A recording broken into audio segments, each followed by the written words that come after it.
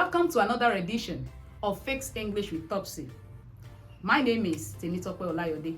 In this English lesson, I will be teaching you the topic transitive and intransitive verb. What is a transitive verb?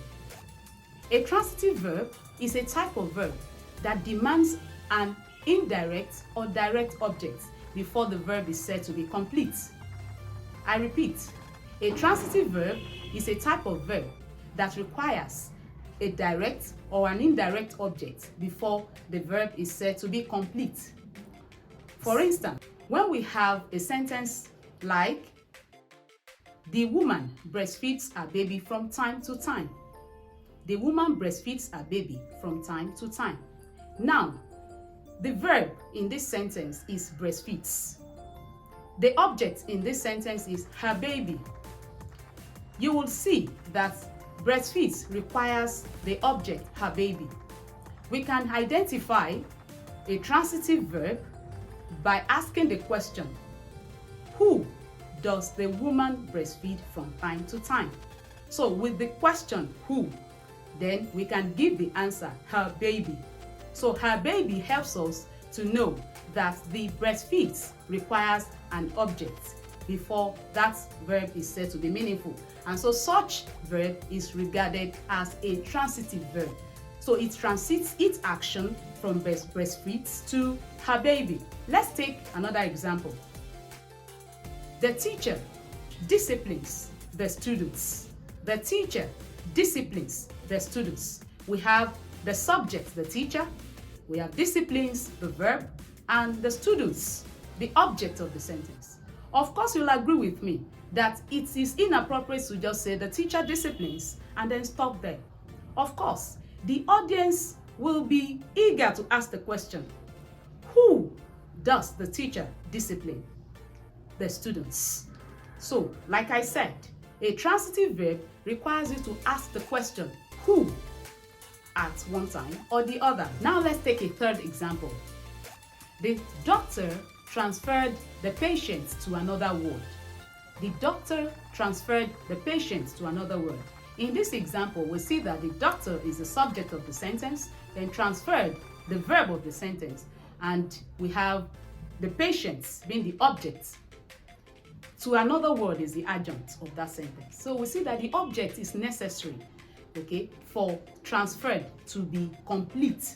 If we just say the doctor transferred to another word, it's important. The audience wants to ask, who did the doctor transfer to another word? And so that verb is transitive in nature.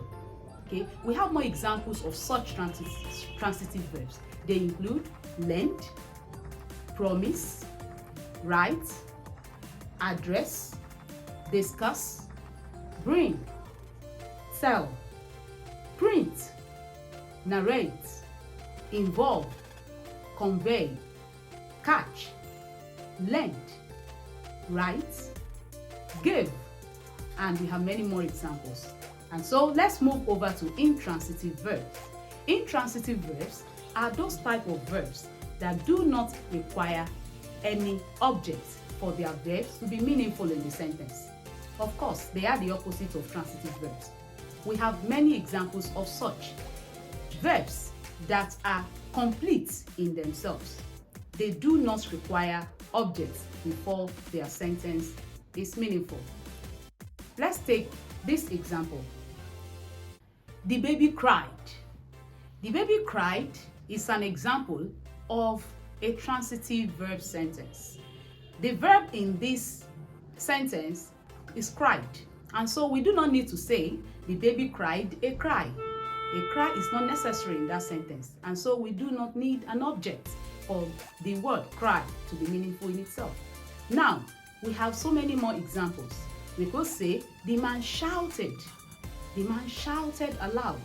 We have another example. The baby slept throughout the night. The baby slept throughout the night. Okay? Another example is the minister arrived at the airport unexpected.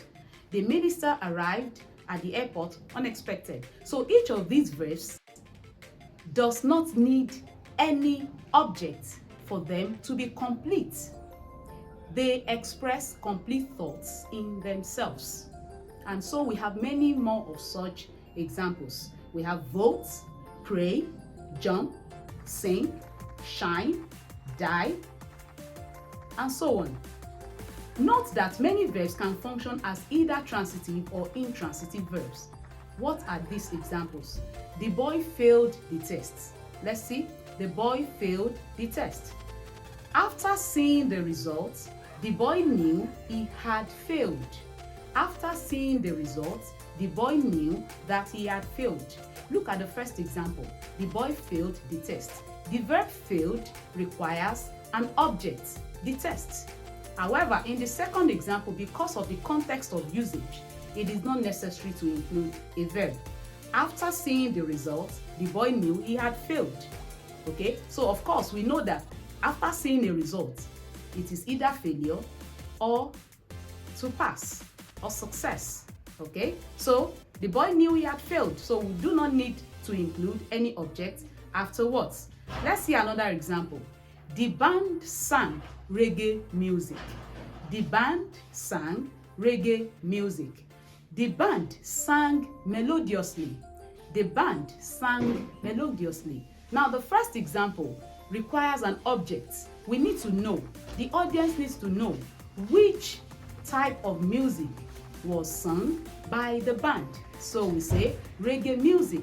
However, in the second instance, it is not necessary for the audience. We just say, how did the band sing? The band sang melodiously. This is where we draw the curtain on today's lesson. If you have any question, please drop it in the comment section below. For self-evaluation, please click on the link below. I've prepared some questions just for you. And don't forget to like, share, and subscribe to my channel. See you in my next video.